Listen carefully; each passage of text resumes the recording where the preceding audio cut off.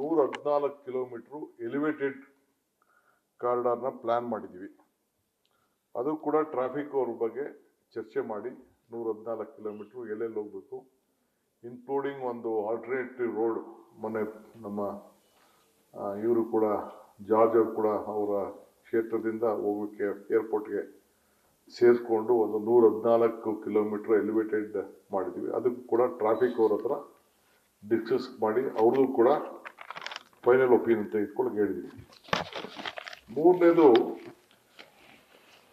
ಈ ಕಸದ್ದು ಒಂದು ದೊಡ್ಡ ಗಲಾಟೆ. ಅವರೆಲ್ಲ ಕೋರ್ಟ್ಗೆಲ್ಲ ಹೋಗಿದ್ರು.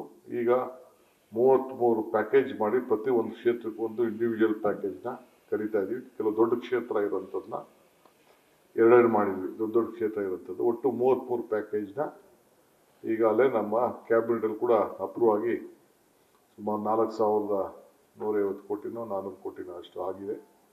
ಅದಕ್ಕೆ ಕೂಡ ಟೆಂಡರ್ ಕರಿತಾ ಇದ್ದೀವಿ 7 ವರ್ಷಕ್ಕೆ 7 ಇಯರ್ಸ್. ಯಾಕೆಂದರೆ ವೆಹಿಕಲ್ಲು ನೀವು 5 ವರ್ಷ ಅಂತಿದ್ದೆ, ಬಟ್ ವೆಹಿಕಲ್ ಇದು 7 ಇಯರ್ಸ್ ಅಂತ ಹೇಳಿ 7 ಇಯರ್ಸ್ ಲೈಫ್ ಇರ್ತದೆ ಅಂತೇಳಿ ಅದಕ್ಕೂ ಮಾಡ.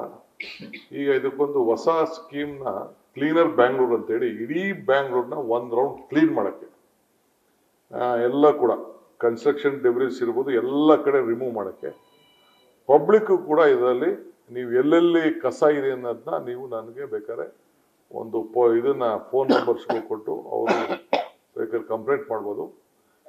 ಆ್ಯಪಲ್ಲಿ ಇಮಿಡಿಯೇಟಾಗಿ ಹೋಗಿ ಒಂದು 2-3 ದಿನದಲ್ಲೇ ಹೋಗಿ ಮಾಡ್ತೀವಿ. So all officers, marshals, health inspectors ಅವರೆಲ್ಲರೂ ಕೂಡ ಈ ಬ್ಲ್ಯಾಕ್ ಸ್ಪಾಟ್ಗಳಿಗೆಲ್ಲ ತೆಗಿಲಿಕ್ಕೆ ಒಂದು ಮಾಡ್ತಾರೆ.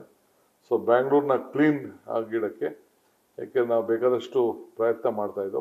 ಮಧ್ಯ ಕೋರ್ಟಲ್ಲಿ ಎಲ್ಲ ಕೆಲವೆಲ್ಲ ಸಮಸ್ಯೆ ಇತ್ತು. 89 ಪ್ಯಾಕೇಜ್ ಹಿಂದೆ ಗೌರ್ಮೆಂಟ್ ಮಾಡಿತ್ತು. ಅದು ಸುಪ್ರೀಂ ಹೈಕೋರ್ಟ್ ಕೂಡ ಅದನ್ನು ಸ್ಕ್ವಾಶ್ ಮಾಡಿ 44 ಮಂತ್ಸಲ್ಲಿ ರೀಟೆಂಡರ್ ಮಾಡಲಿಕ್ಕೆ ಅವಕಾಶ ಮಾಡಿಕೊಟ್ಟಿದೆ. ಅವರು ಕೂಡ ಮಾಡಿಕೊಡ್ತಾ ಇದ್ವಿ. ಇನ್ನೊಂದು 31 transfer stations auto tipper shift ವಾರ್ಡಲ್ಲಿ ಕಂಪ್ಲೀಟ್ ಮಾಡಲಿಕ್ಕೆ ಅದಕ್ಕೆ ಮಾಡಿದ್ವಿ. ಈಗಾಗಲೇ 5 ಜಾಗದಲ್ಲಿ ಕೆಲಸ ನಡೀತಾ ಇದೆ. 26 ಜಾಗದಲ್ಲಿ ಅದನ್ನು ಈ ತಿಂಗಳಲ್ಲಿ ಅದನ್ನು ಫೈನಲೈಸೇಷನ್ಸ್ ಮಾಡ್ತಾ ಇದ್ದೀವಿ. ಆಮೇಲೆ ಕ್ಯಾಬಿನೆಟ್ ಅಪ್ರೂವಲ್ ಕೂಡ ಬೆಂಗಳೂರು BSWML ಅದು ಫ್ಲೋಟಿಂಗ್ ಟೆಂಡರ್ ಆಗ್ತಾ ಇದೆ. ಸೊ ಕಲೆಕ್ಷನ್ನು, ವೆಟ್ ವೇಸ್ಟು ಇವೆಲ್ಲ ಕೂಡ ಅದಕ್ಕೂ ಕೂಡ ಟೆಂಡರ್ನ ಡೈಲಿ ಮಾಡಲಿಕ್ಕೆ ಅದು ಕೂಡ ಮಾಡ್ತಾ ಇದೆ. ಇಂಟಿಗ್ರೇಟ್ ಸಾಲಿಡ್ ವೇಸ್ಟ್ ಮ್ಯಾನೇಜ್ಮೆಂಟ್ ಕೂಡ ಟೆಂಡ್ರು ಇನ್ನೊಂದು 15 ದಿನದಲ್ಲಿ ಫ್ಲೋಟ್ ಮಾಡ್ತಾ ಇದ್ದೀವಿ. ಈಗ ಕ್ಯಾಬಿನೆಟ್ ಅಪ್ರೂವಲ್ ಕೂಡ ಅದಕ್ಕೆ ಸಿಕ್ಕಿದೆ.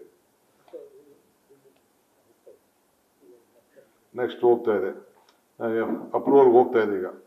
ಆಮೇಲೆ ಆ್ಯಪ್ನ ನಾವು ಒಂದು ಹೊಸ ಆ್ಯಪ್ನ ನನಗೇನು ಕ್ಲೀನ್ನೆಸ್, ಬ್ಯಾಂಗ್ಳೂರ್ ಕ್ಲೀನ್ನೆಸ್ ಕೇಳಿದ್ದೀನಿ, ಅದಕ್ಕೆಲ್ಲ ಇನ್ನೊಂದು 48 ಅವರ್ಸಲ್ಲಿ ನಾನು ಅದಕ್ಕೆ ಯಾವ ಆ್ಯಪಲ್ಲಿ ಲೋಡ್ ಮಾಡಬೇಕು ಅಂತ ಟೈಮ್ ಫ್ರೇಮ್ ಫಿಕ್ಸ್ ಮಾಡಿಬಿಟ್ಟು ತಮಗೆ ನಾವು ಅದಕ್ಕೊಂದು ಪ್ಲ್ಯಾನ್ ಆಫ್ ಆ್ಯಕ್ಷನ್ ರೆಡಿ ಮಾಡ್ಕೊಳ್ಬೇಕು. ಆ ದೃಷ್ಟಿಯಿಂದ ಅದು ಮಾಡಿ ತಿಳಿಸಿ. ಇದು ಮೇಜರ್ ಡಿಸಿಷನ್ಸು. ಇವತ್ತು ಬೆಳಗ್ಗೆ ನಾನು ಟ್ರಾಫಿಕ್ ಪೊಲೀಸ್ನು ಕರೆಸಿ, ನಮ್ಮ ಆಫೀಸರ್ಸ್ನು ಕರೆಸಿ ಮುಂದಕ್ಕೆ ಏನೇನು ಪ್ಲ್ಯಾನ್ ಆಗ್ತಾ ಇದ್ದೀವಿ ಈ ಟ್ರಾಫಿಕ್ ಕಂಜೆಕ್ಷನ್ಸ್ ವಿಚಾರದಲ್ಲಿ ಮೇಜರ್ ಡೆವಲಪ್ಮೆಂಟ್ಗೆ ಅದೆಲ್ಲ ಕೂಡ ಇವತ್ತು ಬೆಳಗ್ಗೆ ತೀರ್ಮಾನವನ್ನು ಮಾಡಿದ್ದೇನೆ. ಈಗ ಬೇರೆ ವಿಚಾರನ ಈಗ ಮುಂದಕ್ಕೆ ನಾವು ಮಾಡ್ತೀವಿ. ಮಾಧ್ಯಮದಲ್ಲಿ ಏನಾದರೂ ಕೇಳಿ ಆಮೇಲೆ ನಾವು ಬೇರೆ ಮೀಟಿಂಗ್ನ ನಾವು ತೆಗೆದುಕೊಳ್ತೀವಿ. ಕಾವೇರಿ ಆರತಿ ಅರ್ಜೆಂಟಾ? ಕಾವೇರಿ ಆರತಿನೂ ಆಗಿದೆ. ಇದು ನಮ್ಮ ಸಂಸ್ಕೃತಿ, ನಮ್ಮ ಪರಂಪರೆ, ಕರ್ನಾಟಕ, ಕೊಡಗು, ಮಲೆನಾಡು ಮತ್ತು ದಕ್ಷಿಣ ಕನ್ನಡ ಜಿಲ್ಲೆ, ಬೆಂಗಳೂರು ಇತಿಹಾಸ, ನಮ್ಮ ಎಲ್ಲ ಮಠಮಾನ್ಯಗಳಲ್ಲಿರುವಂಥ ಆಗಮ ಪಂಡಿತರು, ಚುಂಚನಗಿರಿ ಇರ್ಬೋದು, ಸಿದ್ಧಗಂಗೆ ಇರ್ಬೋದು, ನಮ್ಮ ಸಾಂಸ್ಕೃತಿಕ ಇಲ್ಲಿ ನಮ್ಮ ಸುತ್ತೂರು ಮಠ, ಅವ್ರನ್ನೂ ಎಲ್ಲ ಕೂಡ ಇನ್ವಾಲ್ವ್ ಮಾಡಿಕೊಂಡು ಸುಮಾರು ಅಲ್ಲೊಂದು ಭಾಳ ವೆಲ್ ಪ್ಲ್ಯಾನ್ಡ್ ಒಂದು ಮಾಡ್ತಾ ಇದ್ದೀವಿ. ನಾನು ವಾರಕ್ಕೆ 3 ದಿನ ಇಡಬೇಕು, ಶುಕ್ರವಾರ, ಶನಿವಾರ, ಭಾನುವಾರ ಅಂತೇಳಿ. ಸುಮಾರು 108 ಜನ ಅದಕ್ಕೆ ಮಾಡೋಂಥದ್ದು. ನಮ್ಮ ಸಂಸ್ಕೃತಿನೂ ಇರಬೇಕು, ಸ್ವಲ್ಪ ಕಲ್ಚರ್ ಪ್ರೋಗ್ರಾಮ್ ಇರಬೇಕು, 1-1.5 ಗಂಟೆ. ಅದಕ್ಕೆ ಬಜೆಟಲ್ಲೇ ನಾನು ಒಂದು 192 ಕೋಟಿ ರೂಪಾಯಿ CNL ಇಟ್ಟಿದ್ದೀನಿ. ಅದಲ್ಲದೆ ಟೂರಿಸಮ್ ಅವರು ಒಂದಷ್ಟು ಇನ್ವೆಸ್ಟ್ಮೆಂಟ್ ಮಾಡ್ತಾರೆ. ಅದಷ್ಟೇ ನಮ್ಮ ಪವರ್ ಡಿಪಾರ್ಟ್ಮೆಂಟು ಅವರು ಲೇಸರ್ ಶೋ ಮತ್ತೊಂದು ಲೈಟಿಂಗು ಅದೆಲ್ಲ ಅವರು ಕೂಡ ಚೆಸ್ಕಾಂ ವತಿಯಿಂದ ಅವರು ಕೂಡ ಮಾಡ್ತಾರೆ. ಒಳ್ಳೆ ಅದಕ್ಕೊಂದು ಗ್ಯಾಲರಿ, ಒಂದು 10,000 ಜನ ಕೂತ್ಕೊಳ್ಳೋಕ್ಕೆ ಒಂದು ಗ್ಯಾಲರಿ ಮಾಡಬೇಕು ಅಂತ ತೀರ್ಮಾನ ಮಾಡಿದ್ವಿ. ಅದೆಲ್ಲ ಡಿಸೈನಿಂಗ್ ಮತ್ತೊಂದೆಲ್ಲ ಆಗಿದೆ. ಆಮೇಲೆ ಅದಕ್ಕೊಂದು ಭಾವ್ಯಕತೆ ಮೇಲೆ ಅದಕ್ಕೊಂದು ಹಾಡಾಡಲಿಕ್ಕೆ ಆಪರ್ಚುನಿಟಿ ಕೊಟ್ಟಿದ್ದೀವಿ. ಯಾವ್ದಾದ್ರು ಇತ್ತು ಅಂತಂದರೆ ನೀವು ಸಜೆಸ್ಟ್ ಮಾಡಿ ಅಂತ ಅಂದ್ಬಿಟ್ಟು ಇವತ್ತು ಕೆಲವೆಲ್ಲ ಒಳ್ಳೊಳ್ಳೆ ಆರ್ಟಿಸ್ಟ್ ಎಲ್ಲ ಬಂದು ಅವರು ಕೂಡ ಸಲಹೆಗಳನ್ನು ಕೊಟ್ಟಿದ್ದಾರೆ. ಸೊ ಇದು ಕರ್ನಾಟಕ, ದಕ್ಷಿಣ ಭಾರತ, ಪಾಂಡಿಚೇರಿಯಿಂದ ಹಿಡಿದು ತಮಿಳುನಾಡು, ಕೇರಳ, ಕರ್ನಾಟಕ 4 ಕೂಡ ಮಿಂಗ್ಲಾಗೋ ರೀತಿಯಲ್ಲಿ, ಯಾಕೆಂದರೆ ಈ ಕಾವೇರಿ ನದಿ ಅಲ್ಲಿವರೆಗೂ ಹೋಗೋದ್ರಿಂದ ಅವರು ಕೂಡ ಇಲ್ಲಿ ಬಂದು ಆರತಿ ನೋಡೋಕ್ಕೆ ಅವ್ರಿಗೂ ಟೂರಿಸಂ ಅವಕಾಶ ಮಾಡಿಕೊಡ್ಬೇಕು. ಸಾಯಂಕಾಲದೊತ್ತು ಅವ್ರು ಬಂದು ಇಲ್ಲಿ ನೆಂತ್ಕೊಳ್ಬೇಕು. ಸಾರ್ವಜನಿಕರು ಕೂಡ ಬೆಳಗ್ಗೆಯಿಂದ ಸಾಯಂಕಾಲದವರೆಗೂ ಆರತಿ ಮಾಡೋರಿಗೆ, ಆಗಮ ಪಂಡಿತರಿಗೆ ಅವಕಾಶ ಮಾಡಿಕೊಟ್ಟು ಸಾಯಂಕಾಲ ಒಂದು ಮೇಜರ್ ಅದಕ್ಕೊಂದು ಶೋ ಯಾವ ರೀತಿ ಗಂಗಾ ಆರತಿಗಳು ನಡೀತಾ ಇದೆ ಅದಕ್ಕಿಂತ ಸ್ವಲ್ಪ ಇನ್ನು ವೈಭವ ರೀತಿಯಲ್ಲಿ ಮಾಡಬೇಕು ಅನ್ನೋ ದೃಷ್ಟಿಯಿಂದ ಅದು ಒಂದು ಡಿಸ್ಕಷನ್ ಮಾಡಿದ್ವಿ.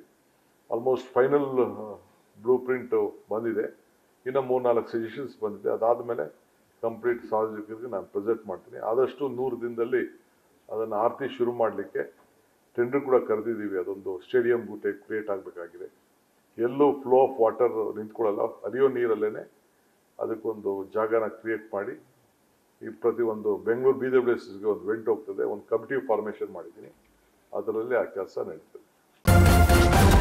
ನ್ಯೂಸ್ ಫಸ್ಟ್, ನಿರ್ಭೀತಿಯಿಂದ ನಿಮ್ಮ ಪರವಾಗಿ.